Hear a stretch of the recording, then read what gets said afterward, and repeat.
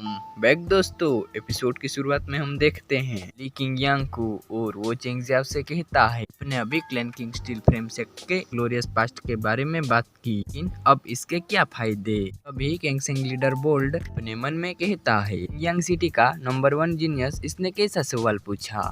लो ranking sect के पास proud होने के लिए क्या है। तब चेंग जियाओ ली किंग यांग से कहने लगा इस दुनिया में कुछ भी अनंत काल के लिए नहीं है। सेक्ट कितना भी स्ट्रॉन्ग क्यों ना हो, एक दिन पता चल ही जाएगा। हम इससे महफूज नहीं रह सकते। आखिर में वो नहीं रहा जो अब है। अभी चेंग जियाओ की बातें सुनकर बोल्ड कहने लगा तुम कभी भी स्ट्रॉन्ग नहीं बन सकते, ठीक है। इन चेंग जियाओ उसकी बातों को इग्नोर करके ली से कहता है मेरा सेक्ट एक एशियंट सेक्ट है, हालांकि हम गिर भी जाए फिर भी हमारी विरासत बनी रहेगी। एग्जाम्पल के तौर पे जो मैंने तुम्हें हीलिंग पिल दी थी ये बेहतरीन सबूत है। और ये सुनकर ली अपने मन में कहता है उसने सही कहा, तुरंत ठीक करने वाली हीलिंग पिल बस रैंडमली मुझ जैसे राहगीर को दे दी। ये कोई भी सेक्ट ऐसा नहीं कर सकता। तो अब चेंग जियाओ कहता है फिर से मेरे सेक्ट की पास्ट ग्लोरी को बढ़ाऊंगा। मुझे तुम जैसे जीनियस डिसाइपल की जरूरत है। जिस सेक्ट ने तुमसे जो शर्तें रखी थी उन्हें पूरा करना मेरे लिए डिफिकल्ट रहेगा। फिर भी तुम मेरे सेक्ट में ज्वाइन होना चाहोगे अगर मैं एक बार वुडी में प्रमोट हो जाऊं। अभी बोल्ड चेंग जियाओ से कहने लगा वुडी में प्रमोट होना,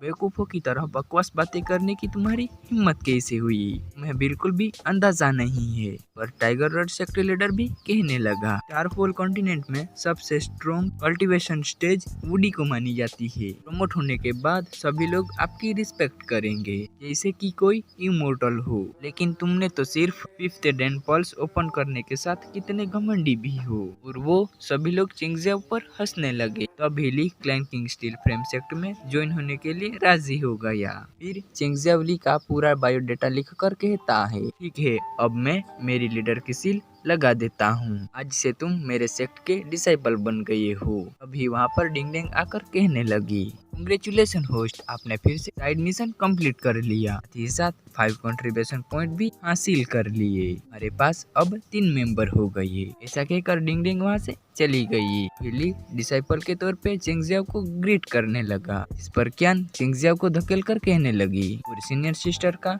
तब ली उसे भी ग्रीट करता है। और ये सब देखकर बोल्ड ली के पास आकर ली से कहने लगा तुम्हारे पास हाई क्वालिटी के स्पिरिचुअल रूट्स मौजूद है, तुम्हारा फ्यूचर ब्राइट रहेगा। तो तुम इस अनपॉपुलर सेक्ट में ज्वाइन क्यों हुए? हमारा फ्यूचर तुम अपने हाथों से खुद डिस्ट्रॉय कर रहे हो, फिर से सोच लो। इस पर चेंग जियाओ बोल्ड से कहने लगा हालांकि मेरा सेक्ट पॉपुलर नहीं है, लेकिन ये सिर्फ टेम्पररी है।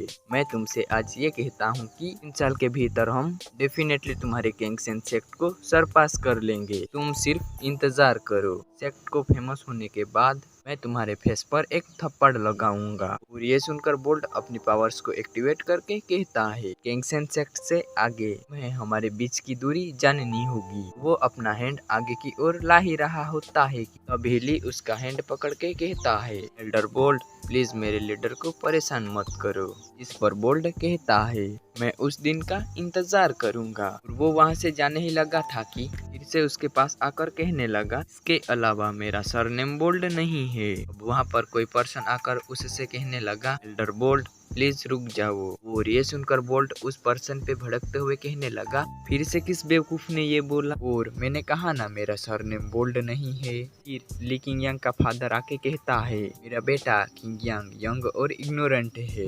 तब ली अपने फादर को आते देखकर उसे रिस्पेक्ट देने लगा। मैं अपने बेटे के ओर से आपका इनविटेशन एक्सेप्ट करता हूँ। और ये सुनकर बोल्ड उससे कहता है कि बेबी ने पहले ही अनदर सेक्ट में शामिल हो चुका है। तब सिटी लॉर्ड अपने बेटे से कहने लगा ली फैमिली की इज्जत तुमने मिट्टी में मिला दी। अब मैं तुम्हें ऑर्डर देता हूँ कि अभी के अभी इस सेक्ट को छोड़ दो।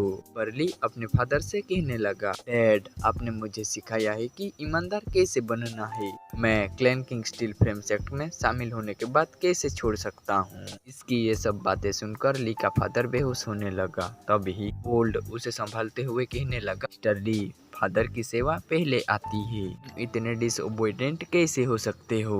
ये एक्सट्रीमली अनफिरियल है। ली वहाँ पर जाता है तब टिलोड उसे धक्का मार देता है। पीछे की ओर टाइगर रोड सेक्टर लीडर ली से कहने लगा इतने सारे बाहरी सेक्ट मौजूद है, इससे कोई फर्क नहीं पड़ता कि कौन सा सेक्ट चुनते हो। ये clan king steel frame sect से बेहतर है, जिद्दी मत बनो।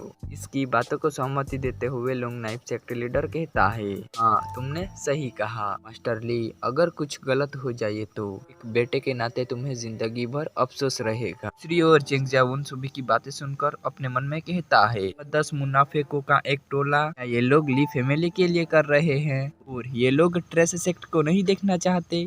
सब बातें सोचकर चेंग जियाओ ली के पास जाकर उन सभी को कहने लगा, यंग की जिंदगी उनकी अपनी पसंद होनी चाहिए, इसका जिक्र तुम लोग नहीं कर सकते और साथ ही साथ मेरा सेक्ट इतना कमजोर नहीं जितना तुम लोग सोचते हो। मिस्टर ली मेरे फंक्शन में शामिल हो गया है, फ्यूचर में इसकी अचीवमेंट डेफिनेटली हाई रहेगी बल्कि कम नहीं होगी। इस पर सिटी लॉर्ड कहने लगा, सिर्फ हाई कम नहीं और तुम्हारा सेक्ट वाकई में अपने आप को बहुत अच्छी तरह से ट्रीट करते हो। अब चेंग जियाओ कहने लगा, टर्ली की कल्टीवेशन लेवल ज्यादा हाई नहीं है, फिर भी मैं टर्ली को मैं अच्छी तरह से सिखाने की कोशिश करूंगा। ये सुनकर बोल्ड चेंग जियाओ से कहता है, तुम बहुत ज्यादा कॉन्फिडेंट लग रहे हो, हमारे पास एक्सटेंसिव मार्शल आर्ट्स एक्सपीरियंस होना चाहिए। इस पर चेंग जियाओ उससे कहता है, मैं तुम्हारे सामने ज्यादा एरोगेंस नहीं बनना चाहता, लेकिन जब मार्शल आर्ट की बात आती है किसी से ज्यादा एक्सपीरियंस होता है और से ज्यादा स्ट्रॉन्ग हूँ, सही है। इसकी बातें सुनकर क्यान कहती है, लड़का बहुत ही ज्यादा स्किल्ड बनता जा रहा है। जिसके बाद लॉन्ग नाइफ सेक्ट का लीडर भी कहने लगा, लड़के का ज्यादा बोलना नहीं हो गया, ये सीरियसली नहीं लेता। अब टाइगर रोड सेक्ट लीडर भी उसकी हाँ में हाँ मिलाते हुए कहता है,